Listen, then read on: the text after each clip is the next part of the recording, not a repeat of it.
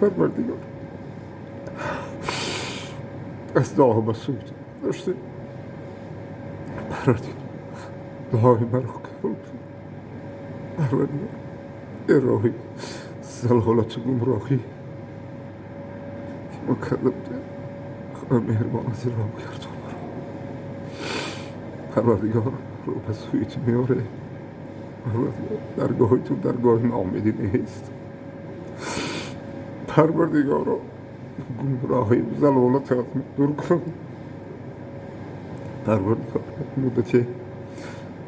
در این گمراهی بده پروردگار از این گمراهی برای راست ما رو پروردگار دست به دعا و سوی تو برداشته دعای ما را قبول کن در هیچ راه نکوبه دعای ما را قبول کن یک مدتی ما در زلالت و گمراهی بودم خدای مهربان از این زلالت و گمراهی مرا رها کن پروردگارا راه صراط مستقیم بیاید پروردگارا درگاه تو درگاه ناآمدین توبه رسول پروردگارا قلب های ما را ملایم گردان پروردگارا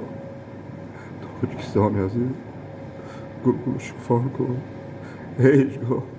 درد و غم دیگر در تاجیکستان عزیز